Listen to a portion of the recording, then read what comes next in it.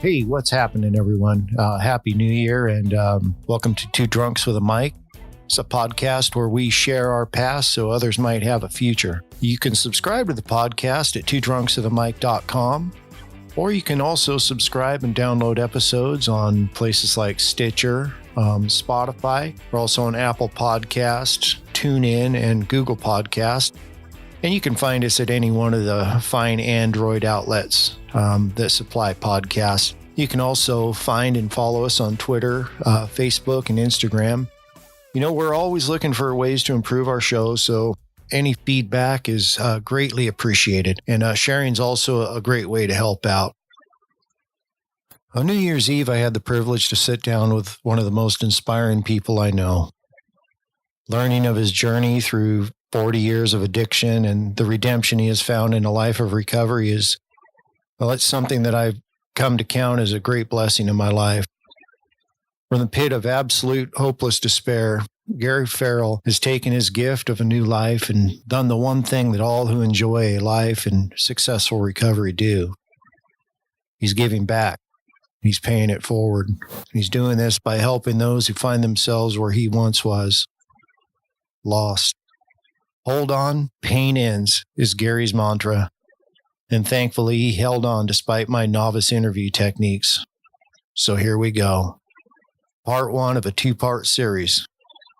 Hold on, pain ends. Here we are. It's New Year's Day. Yeah. Or New Year's Eve. You know, and 8 years ago, we were in a lot different spot. Oh, yeah. 9 years ago, you know, and it goes way beyond that. That idea that our childhood punishments become our adult goals. Yeah, exactly. You know, now we're really trying to get, we're in a better spot, man. Oh yeah. But it wasn't always that way. Yeah, so what month did you come into the mission? I believe it was April. Oh, in 2011? Yeah. Oh. April. I think it was April 23rd. Oh, wow. Okay.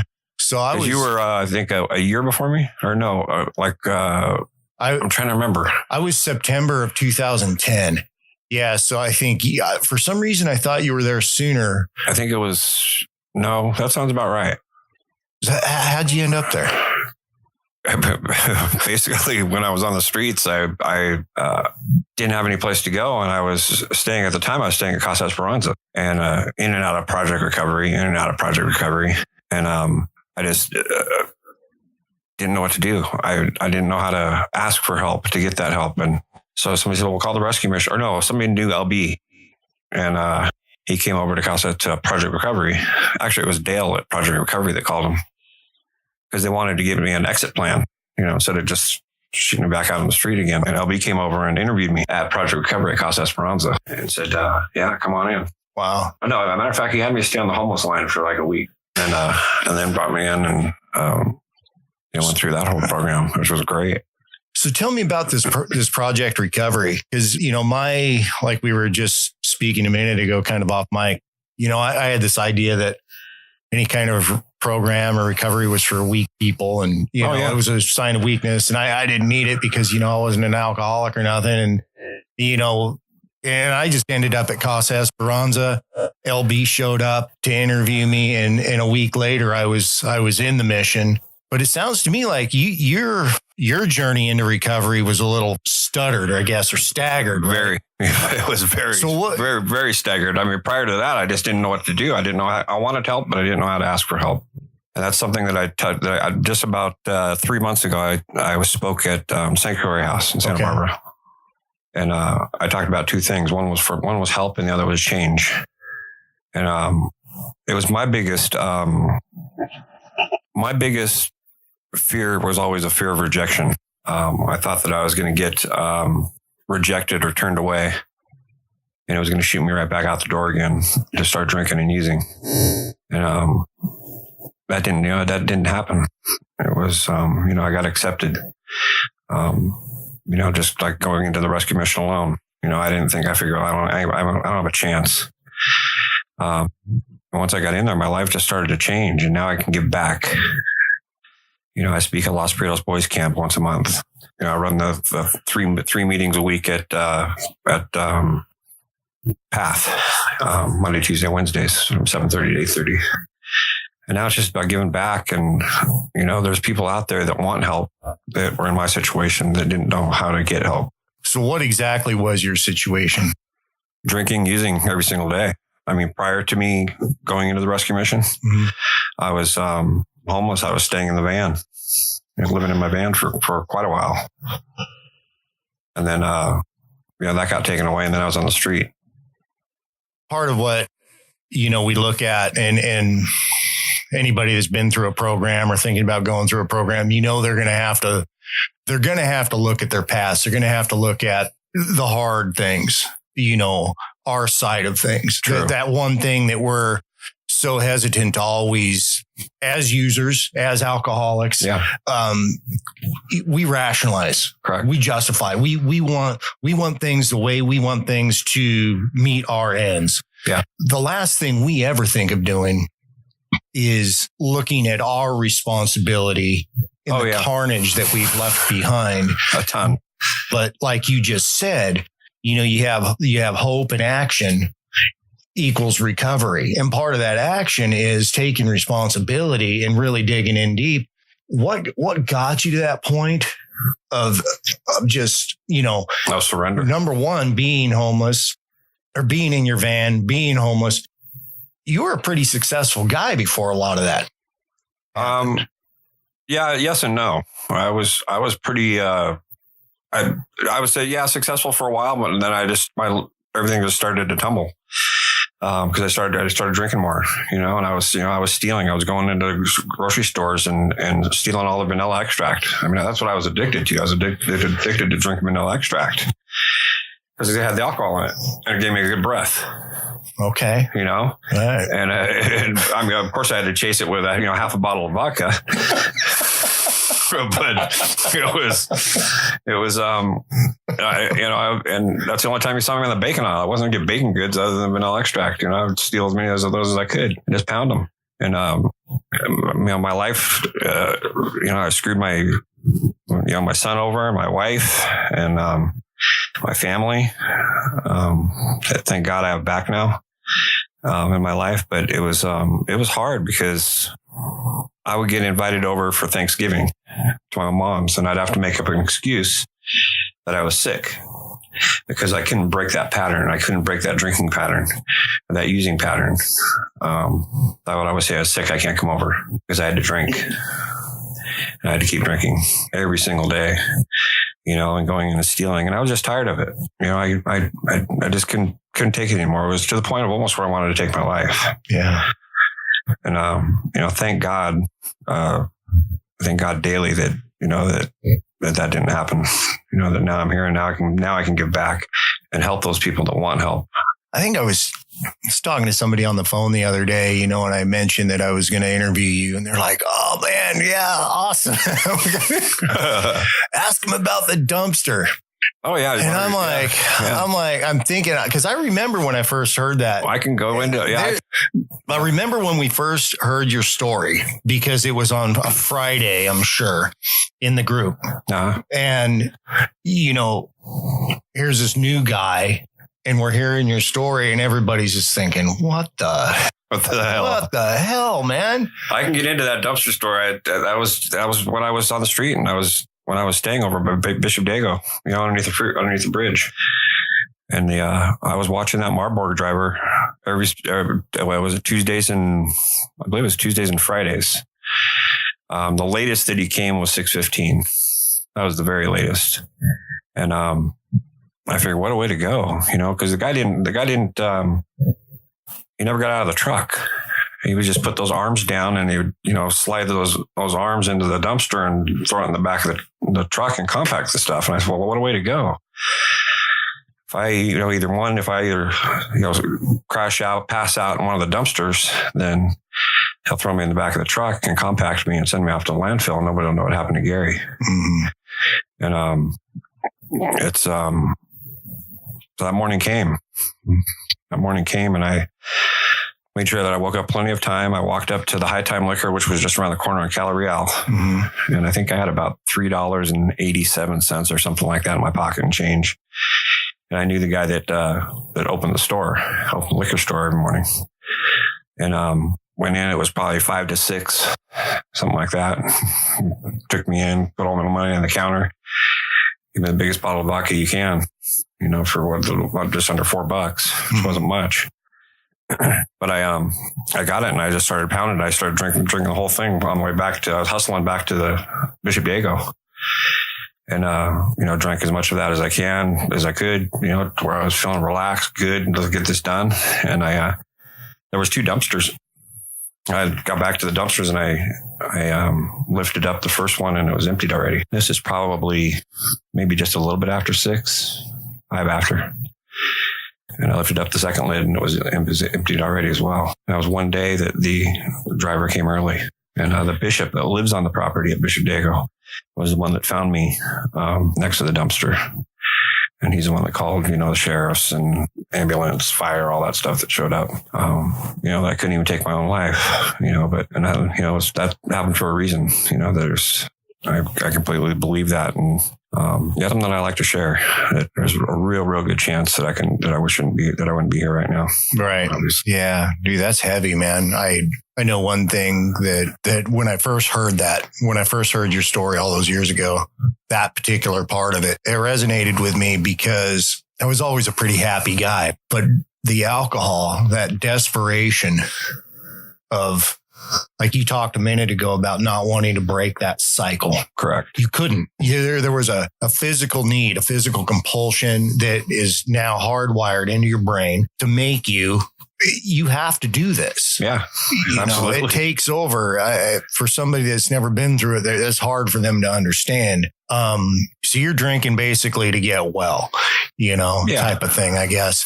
But the one thing that stood out to me is that alcohol had taken me to a point of, I never got quite that far in my planning, but that idea of suicide crept in. Oh yeah. That scared me because I was in control. So I thought, where did that come from? Exactly. Yeah. And I think I lived with that for a year and a half before I ended up at Casa Esperanza in the detox and stuff. And, I thank God that I was either too scared or, I didn't want to, because in the back of my mind, I always, even though it was a hopeless situation, I don't know, man, there was something that held on to me, just, man, no, there's hope. Don't give up on this. True. And so when I hear, something like just one random day, this guy maybe wanted to get off early, to be somewhere and he decides he's going to start his route early. Yeah. And of course you needed to get down to the liquor store there. Dude, that was my stop. I used to go to that liquor store. Matt Wilson used to go to that liquor store. We would talk later, hit Tucker's Grove. But yeah, it was, that was the day. That was what I wanted to do. Like I said, I couldn't break that solid. And I wanted to do something like that because I didn't want anybody to know what happened to me. And I figured, what a way to go that, I'm going to disappear, or I'm going to be sent to a landfill and nobody's going to know what happened to Gary again. Because I'd already hurt enough people, like I said, my wife, my son, my family, and I didn't want to hurt them anymore. So I figured if there was a way for me to take my own life where nobody knew what happened, that it would be okay. In actuality, that's obviously not the truth because, it would have resonated somehow, I'm sure. And then, we get in that selfish mode. Absolutely. Yeah. Well, this will be in kind of a weird way though, because you honestly think this is the best solution. Absolutely. There's some part of your mind says, I love these people. Obviously they don't want me. I can't be back in their life. I'm going to completely remove myself from their life. Correct. With no regard for the big picture. Yeah. And that to me, man, that's the saddest part about this disease, or it does that to people. It does. But to that point, though, you had not been in any sort of treatment. No. So it was the cops or whoever came. They got you, maybe arrested you. Yeah, it took me to Cottage. I was a mess. I was 5 East. 5 East for a little bit, and then off to Project Recovery. CASA, and then from there to Rescue Mission. So you went Project Recovery. I went, Cottage, Project Recovery. Actually, I think I went back out one more time prior to that before they called LB at the mission. I believe I think I had gone out in Project Recovery, and I went out for about 3 or 4 months, and I was back in Project Recovery again. Okay. I believe it was the second time that I was in Project Recovery that they called up and said, you're not making it. You're not doing the deal. But that's when I surrendered. I said, I've had enough. I can't even take my own life. I want to change. I need help. Right. And that's when they called LB to come up and interview me. Now, when you came to that point, was that strictly for yourself, or did you have in the back of your mind you desperately wanted to get your family back, your son, your wife? Or was it at this point were you just hanging on by your fingernails and saying, I just want to survive regardless of where things end up? At the time, it was probably just the survival part of it. I knew that I needed to take care of Gary first in order to get anything back, family, whatever. And that was something that I wanted to do. Like I said, I figured I couldn't take my own life. Why not try and turn the corner and start living, a better life and seeing what happens. And, going through the rescue mission process, which wasn't easy, as you know, but very worth it. Yeah. And I'll always remember at the rescue mission when they had family day, and we would send out little cards or something like that. And, everybody's, parents start showing up and so on and so forth. And I sent mine out a couple of weeks to my mom's address, and, everybody started showing up, so on and so forth. And, my family never did show up, which was completely acceptable for me. I didn't think that they would, but now I can say today, how much things have changed where, I'm in contact with my son, I have my family back. And, like I say, I thank God daily for that, because it was a rough road. And there's people out there that I know today that I graduated with. And I'm sure there's people that, it was your graduating class, like you said in the podcast a while back, was, you can count on one hand of the ones guys that are still alive, and then you need a calculator for the ones that have, passed away. Yeah. And you're on that hand, by the way. You're on that hand, because I know, but it's the truth. Yeah. And that you just said, that's your experience. Yeah. And it's tough. It's I know a couple of people that my graduating class, they went out and drank the day of graduation for celebration. And I've never heard from them ever again. No, and I know a lot of those guys, I hear every now and then, hey, you hear what happened to so-and-so? You hear what happened to so-and-so? I'm like, no, I didn't, but what? Exactly. And they're like, well, he's dead. Yeah, it's very, it's difficult. And I know there's people out there that want help and they need help. They just don't know how to ask for the help. They don't know where to go, which way to turn, what to do. I see that at a lot of the meetings that, at Path. On Monday, Tuesday, Wednesdays, there's actually people that are, going to the meetings and they're starting to participate. And I sure didn't do that when I came into the program. I would sit in back of the Alano Club, in the slipper and loafer section back there and just listen, and didn't want to participate in any of it. So I've heard of Project Recovery. The detox? Yeah. Well, I went into that detox. When I was at CASA? Yeah. Yeah. And was it like a 15-day? Yeah, for 2 week. Yeah. Yeah. 14, 15 days. And it was actually this guy's name was Chuck. Chuck and Dale. Yeah. And I remember talking to a couple guys there, and they'd been through a program. One of them had been through the mission, which looking back on it now, I mean, the dude graduated and here he is back in there. But the whole recovery thing was new to me anyway. Yeah. So I just figured whatever, they're talking about relapsing, and I didn't get what Chuck and Dale were doing. I knew a little bit about them, but I didn't know how they ended up there or whatever. Yeah. I just figured, man, this is where I ended up. This is now my life. I have a homeless card. I'm on the line. That's right. You're on the line. I had food stamps, the whole 9 yards, and it would have been, if I was still in my old way of thinking, that might have been a huge blow to my ego, but it was okay because at least I was safe. True.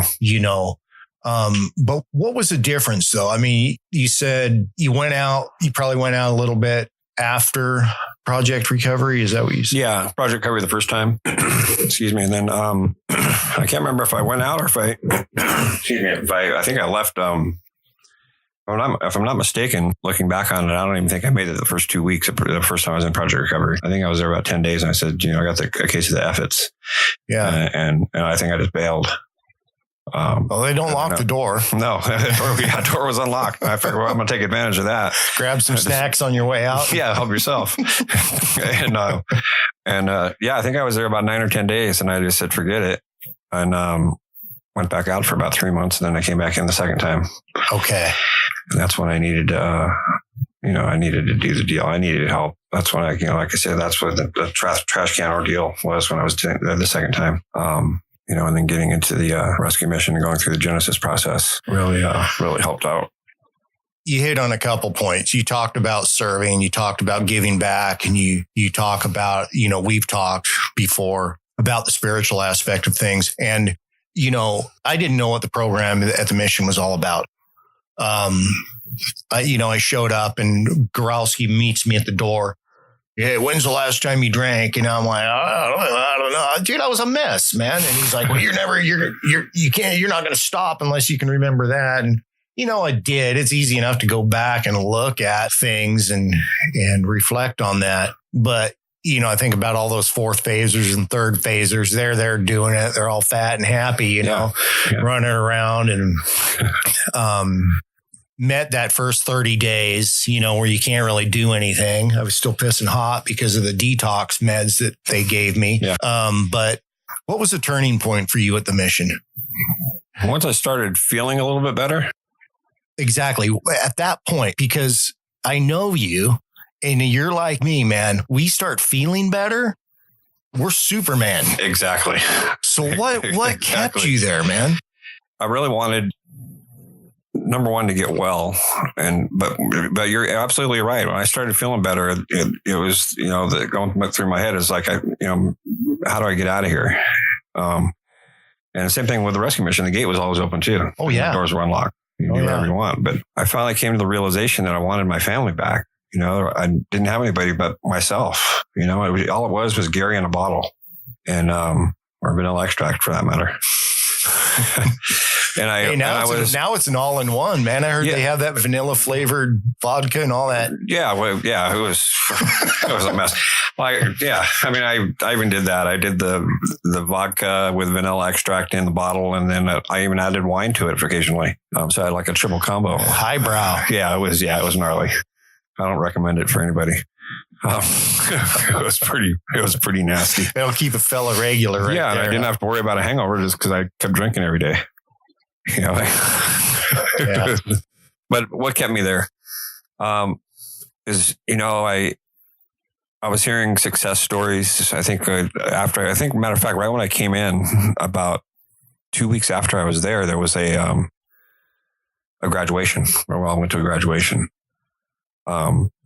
And hearing some of the stories of the guys that were graduating, and the ladies from Bethel House really caught my attention. I was hearing some of the, the testimonies that, that they were saying, when they had the mic, and something that I wanted. I was going to try my best to, to do whatever it is that I had to do. keep the straight and narrow. They definitely kept us, busy enough, going through the little learning center and the Genesis process. Work crew. Yeah, every morning. And it's stuff that I really kind of enjoyed it. Not at first I didn't, but doing the deal there of the sobriety and doing the morning devotions and stuff like that in the chapel. It's almost routine, where we had that routine, that we did every day. And I really started to, enjoy that and then go to the other, graduations that we went to and hearing the same thing, the testimonies where, wow, this is working for people, and, unfortunately, like you said, there's a lot of them that, that have graduated that, haven't made it, which is too bad because, it's tough. Yeah. It's a very tough disease. Kevin Walls, he was my mentor. Yeah. And I think I mentioned it in a previous episode. I'm not sure if I had, but something that used to always get to us as we progressed through the program, second phase, third phase, starting on the Genesis project, meeting one-on-one now with your counselor. Yeah. But you'd see guys, the mission's kind of a strange place, man, because it's almost like jail, but not. Correct. You don't snitch, you don't tell, No. You kind of turn your back to certain things, but everybody was fairly well self-regulated. But everybody knew there's that guy, and you'd hear him at the 4th of July. Oh yeah, he got kicked out. They go and smoke spice down by the stupid thing. It's like, oh yeah, smoke spice down the street, right? And it used to bug us. It used to bug some of us because it's like at some point you're feeling like you're doing it. This dude's just sapping resources. Somebody else could be using this bed. And here's this dude's chipping, Yeah. But Kevin said something to me. He goes, don't worry about him. Statistically, he won't make it. That's a sad reality. Yeah. Because, and this is what really, I think, got me where it clicked for me was this is real life. This is your existence now. Either you get with the program and carry this through the rest of your life, or you end up back where you were. That's right. I guess at that point, I'm like, okay, so what can I do to help these guys who I see that are faltering in the program? And, really the best part of it was just sharing, just being there, being their friend, and then the guys that you'd think, well, man, they ain't never going to make it. They're out there right now making it. That's true. That is true. It's kind of one of those things where for us as addicts, being in there, having those types of thoughts, it's not a big stretch to say this is how families feel. Exactly. About their addict, about their alcoholic. I wanted to back up to something. You said your family didn't show up to family day. Correct. Mine did. And I'll tell you what, man, I didn't want them to. I sent the card out.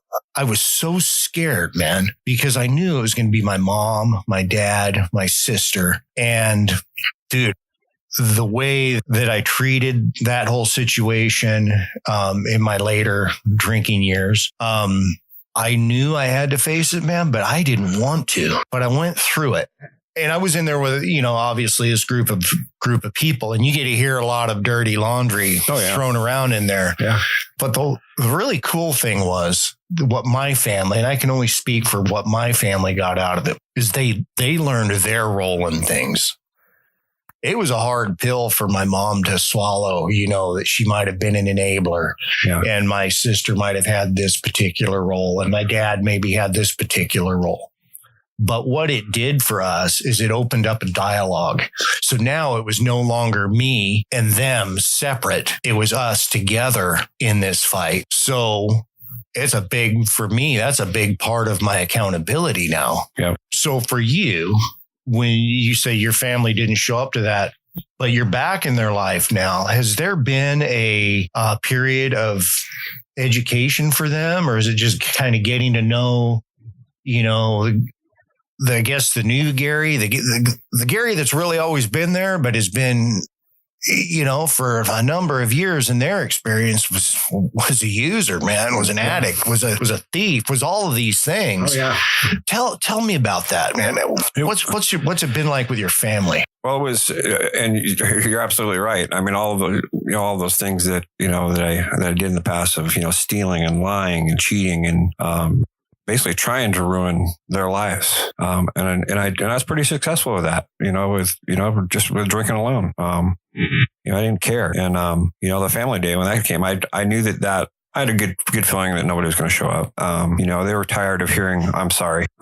They wanted to see action. They wanted to, don't tell me you're sorry. They'd say, Gary, don't tell us you're sorry. We don't want to hear anything. We don't want to hear that crap. They wanted action. They wanted to see, if I was they knew I was in the mission. They knew that I was there. And, they wanted to see, let's see if he's going to make it. We're not going to go to the family day. Let's see, see what happens. And what's funny is the day of my graduation, which was, it was on my birthday. It was November 5th. Up at the church off of La Colina or Cathedral House. I can't remember the name of the church up there. And I didn't even think that, I was just going to go through the graduation process and that anybody was going to show up to the graduation itself. And, when they give us the mic for like a minute up there to turn around and talk and thank or whatever. And then we were sitting in the front row. They called me up. I grabbed the mic and I turned around and my son is sitting in the second row. He'd been sitting behind you. Yeah. That's awesome. And my mom and my dad, even my ex-wife was there, blew me away. I mean, I lost it. I really just about lost it. I mean, I couldn't even talk. I was there that day, man. I didn't realize all that went down like that. That's pretty cool, man. Yeah. So it's, it's the process of now of, they know that I'm still working the program to the best of my ability every day. And they know that, I'm keeping myself busy with work. And then if I'm not at work, I'm always trying to give back somehow. Speaking at Sanctuary, Los Perros Boys Camp, I'm on a couple of different panels, where I get to go and, share my story and let people know that, that there is a better way. There is a better life, if you want it. But you have to want it, and talked a little bit about hope. My acronym for hope was always was hang on, pain ends. And thank God that I hung on, for as long as I could, of wanting a better life. And my life has changed considerably. It's great. I mean, I love it. I'm glad I'm alive now, and I don't have to, I don't have to drink anymore. I don't have to use anymore. But I got to focus on today. I can, sometimes my mind wanders a little bit and I start thinking like way ahead or whatever it is that, things that I did in the past of fantasizing about. It only lasts a second. It doesn't last very long. It's like John Gabbert used to say, there's a reason that rear view mirror is smaller than the windshield. That's right. It's not meant to drive with. I think about days like that graduation or, my graduation day. And then I think here we are 7-8 years later. Yeah. And you're saying, your life is good or better than it's ever been. And I believe you because that's been my experience too. But in your travels, in, giving back and in your service, it doesn't take a lot of participation and going to meetings or whatever, where you start seeing people revolving in and out, getting their newcomer chip all the time. True. Speak for a second, if you can, from your experience in recovery and maybe some of the mistakes that you see people making. And the reason I feel that there's mistakes because I think there's this misperception within the recovery community that it's not, some people are maybe given a false idea. True. And I'm not saying that the people that are working with them are giving that to them. They're just not listening. Exactly. They're not hearing, hey, dude, it takes work. It takes service. It takes participation. You no longer have this free ride of crawling into a bottle and forgetting everything in your life. So what are some of the things you're seeing out there now, especially now with this opioid epidemic? What I'm seeing that, like you say, people coming in and out, grabbing a chip and, you see them 2 weeks later and they're grabbing another chip, 24-hour chip or whatever. That, matter of fact, I talked to a guy last Monday, or maybe it was Tuesday, after our meeting. And he really wanted to do the deal, but he didn't know how. And I told him, I says, well, I said that, thanks for asking. Thanks for bringing that up. I said, I can tell you right now, it's honesty, open-mindedness, and willingness. That's the how of the program. And he said, wow. He said, I'm not the honest type of guy. It's like, he's doing the lying and the cheating and everything that he was bringing up. And I says, you know what? I was the exact same way you are. I said, I can relate. I said, I was sitting in the, sitting in that chair and saying the exact same thing that you just said to me, to another guy. And he said, wow, so we clicked. We started to get that bonding. And I said, honesty is, it's something that you got to start with on the inside with yourself first, and I sure wasn't, honest. I mean, I would lie to you. I would lie to every single person that I ran across. I mean, I even gave him a different name, but it was hard because I always had to remember what it was that I told you. And I usually couldn't do that. Right. No. I'd tell you my name is Keith, one day, and then I'd introduce myself as Gary the next. And they say, well, you thought your name was Keith. And I would say, well, yeah, it's Gary Keith. Right. But there is, I do see people coming in and out. And I was for a while too, because I didn't understand the program. They gave me a big book, and I knew how to read, and I figured, well, I can do this program on my own because I know how to read, and I tried that for a little bit. Obviously, nothing worked. I put the book aside, let it collect some more dust. Somebody said, you got to get a sponsor, somebody to take you through the book. And actually I was part of, going on the rescue mission, you're required to get a sponsor. And I did that, and things, I started to understand things a little bit more of how the program works, that HOW, that honesty, open-mindedness, and willingness, from my sponsor, brought it to my attention. And, I always told him, I said, I have a real problem with, things that are going on. Like I say, the different attitudes that are in the mission, the different people coming in and out. And he said, Gary, let me tell you something. He says, it was funny because he had it in the back of his truck, his pickup truck, and he brings out this hula hoop that you put around your waist, and do the deal with. And he throws it down on the ground.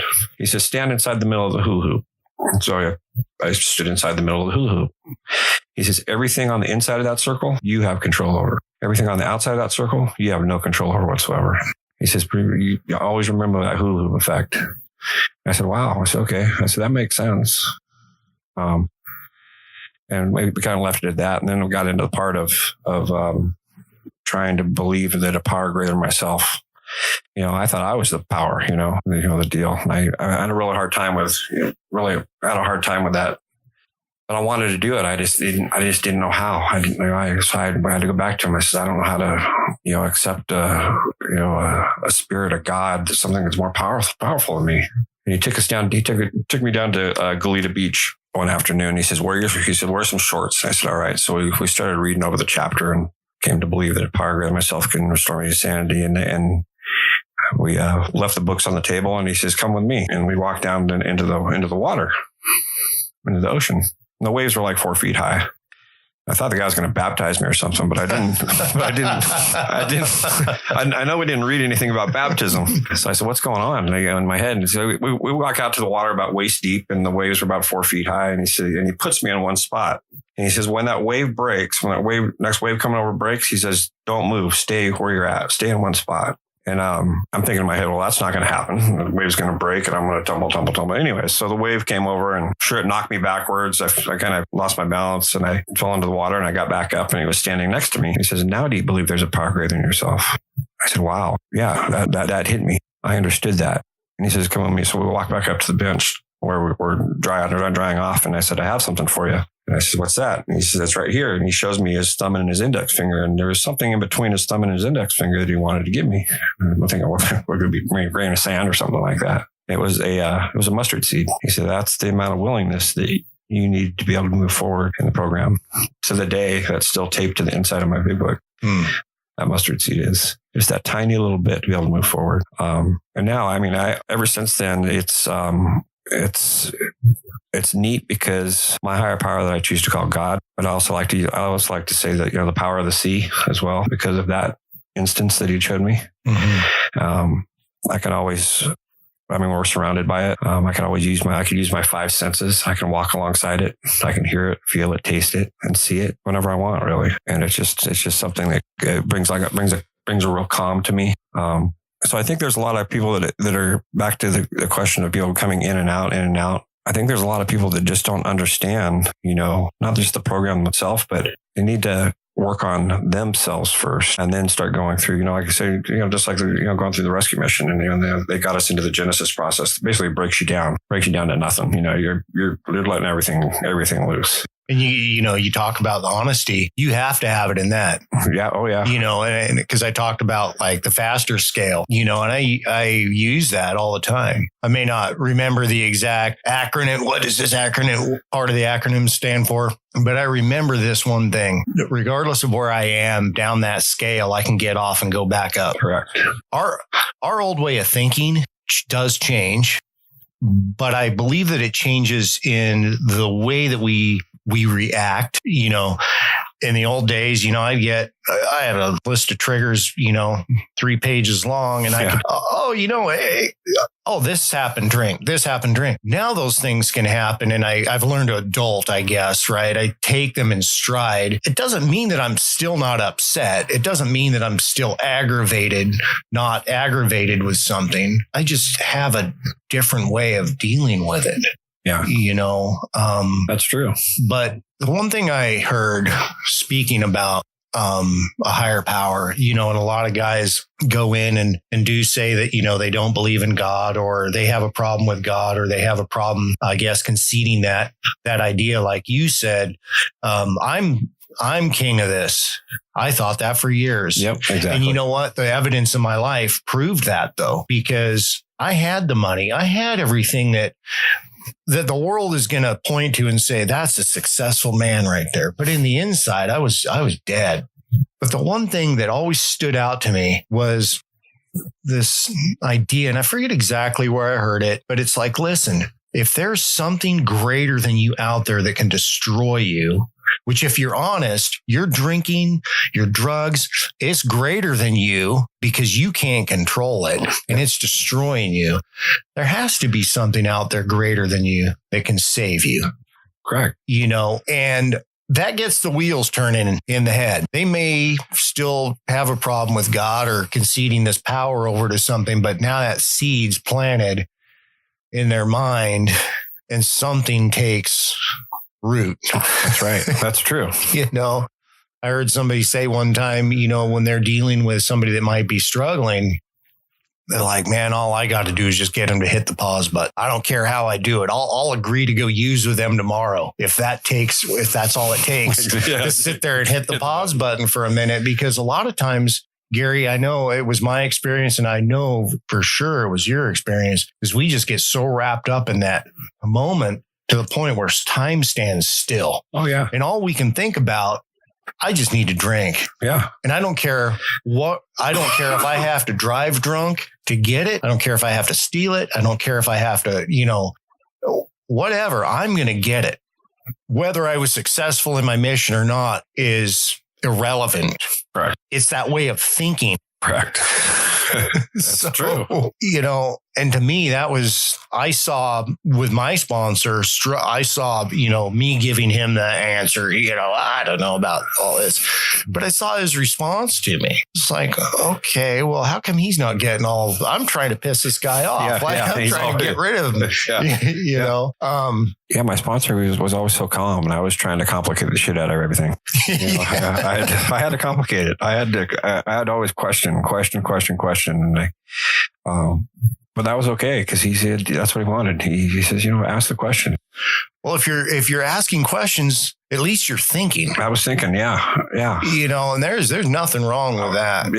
There was a lot of things I was trying to get out of. I didn't want to do, but I knew that I had to do it. And I finally, said, that's enough. I mean, he really brought things to reality, to real life for me. The hula hoop effect and the power of the ocean. Mm-hmm. Always brought things to real life, because I had a hard time understanding things that were in the book. because there was no pictures for one. I'm a big time picture guy. I like the National Geographic because there's a picture and a caption. I can read the caption. I can look at the picture and I get it. When I went through all those pages, I thumbing through the big book and there was no pictures in it. And I was having a hard time understanding what it was that they were saying. So I always had to, shoot the questions out of, bring this to real life for me so I understand it. And he did. And thank God, because, until then, if like you said, he said, keep asking the questions. Yeah. And I started to get it. I started to understand it. Super helpful. Yeah, for sure. And, that brings us to a really cool point, because to me, there's where I've seen people in recovery that aren't getting it, that stumble, that fail, for whatever reason. I don't know. In this day and age where we have this almost this entitlement, right? We want instant gratification. We want things, or if we hear an idea that better suits our needs. And I hear them now. There's a lot of this stuff out now where people claim that they've mastered alcohol, or they've been cured from this, big air quotes there. And I try to look at that. I try to listen to these people objectively, because I want to learn what they're thinking. On the other hand, though, man, I want to throw my phone out the car door, because that type of messaging to me, and you've mentioned it, you mentioned the body count, you mentioned these things.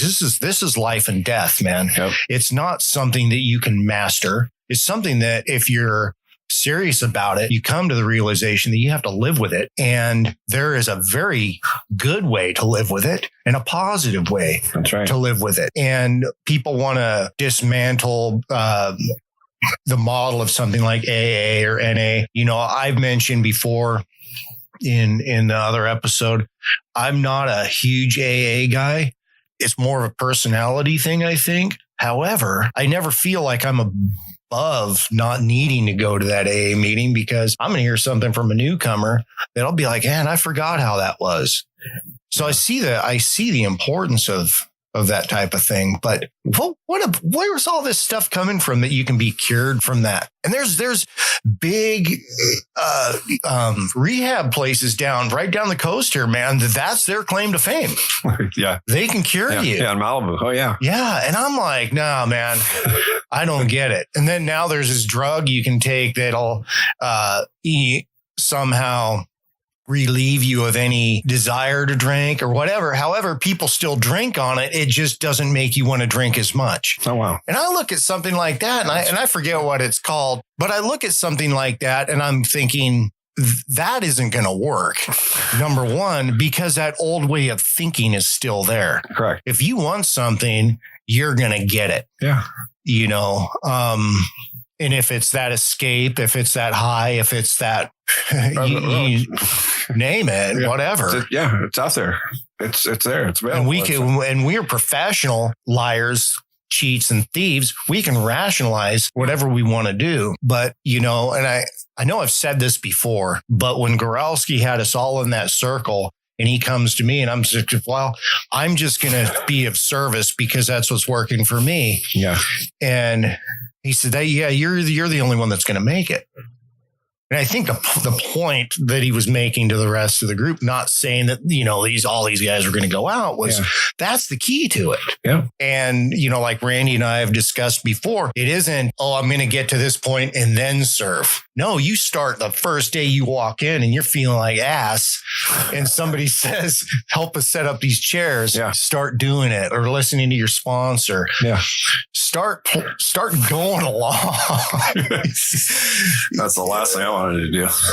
And I remember that. They, like I say, help us set up the chairs or whatever. And matter of fact, my first, whenever, I don't know, I think I was on work crew 2 or something like that. And I was in charge of mopping the floor, after homeless came in and ate dinner. So we stack all the tables up and sweep the floor and mop the floor. And I think I was there like 3 or 4 days or maybe a week the most. And like I said, feeling like shit. And work crew 2, we start cleaning everything up, and I'm mopping the floor and doing a good job. And I always had to check with whatever caseworker was on duty, if everything looked okay. And it just hopefully not Eddie. It was Eddie. Eddie with it. Great. I said, I'm done mopping. And he I guess, so he goes on, takes a look. He says, no, he says, mop it again. I'm like, you're kidding. No, mop it again. I did it. I wasn't very happy, but he said, the job you did was terrible. And now looking back on it today, for instance, is I think that was that was Eddie. He would test you a little bit. Oh yeah. He wanted to see how you're going to react. Are you going to do that? Are you going to do whatever it takes? And I did it. Like I said, I wasn't happy, but I saw him testing a lot of people that just came in just to see a reaction. See how you're going to react. I mean, there was nothing wrong with that I did the first time. I don't think, but maybe there was. So that's what I had to kind of put in my head. I'll do it again, and everything should be fine. I mean, it was, but yeah, that was Eddie. It was, and I've seen him. When did I see Eddie? I saw him about a month ago. And we're good buds. Say hi. How you doing? How's everything going? But I'll tell you, at first, boy, it was like button heads. He was my Genesis counselor. And I feared that. Yeah, exactly. I'm like, how come I couldn't get somebody? I was already used to Kevin. Yeah. But I'll tell you, it was the best thing that ever happened to me, man, because when you get Eddie behind closed doors, he is a completely different person. He is attentive. He's everything that you want in a good counselor, and he'll listen to everything and guide you. Yeah. Kind of like a good sponsor, I guess. Yeah. Would. But yeah, that's good old Eddie. But yeah, I don't know. I guess there's just a few pet peeves of mine out there in recovery, because I know how hard that I have worked and have to work at it. And it is kind of I was talking to my wife the other day, and we were discussing, this project, our family life. And one of her questions was, are they separate, or how do they fit together? I got a almost 3-year-old that we adopted. We have another baby coming in pretty soon. And one of the struggles that I'm having internally is I personally see the importance of a program like this, bringing people like you on, to share that experience, strength, and hope. But in the back of my mind, I also have to go back to my schooling and say, I need to make sure that this doesn't become an overriding behavior or an addiction. Correct.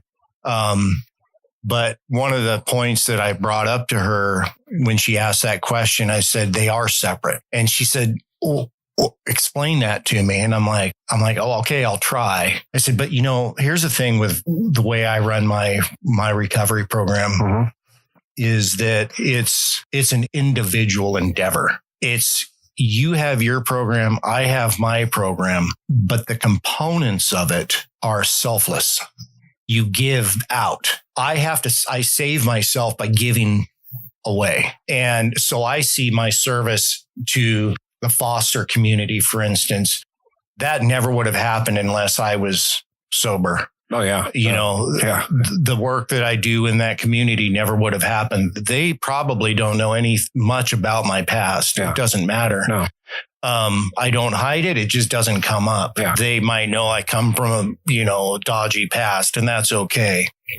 But I was trying to explain this to her. I'm locked into this idea because I believe that it's important.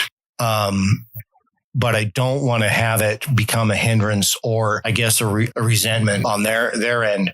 So it was cool that she asked me that, though, because it got me thinking. I'm like, yeah, absolutely. I get where your point is. And, Gary, 8 years ago, I would have looked at her like she just picked her boogers or something and been like, whatever, and blown her off and walked out the door and did what I wanted to do anyway. Correct. Now I'm able to sit there, process it, empathize with where she's coming from and be like, hey, you know what? I get what you're saying and I want to respect that. So instead of pushing her out, I invite her in and say, you know what? You're part of my accountability too. Yeah. So how about, I involve her as much as I can in decisions and things like that.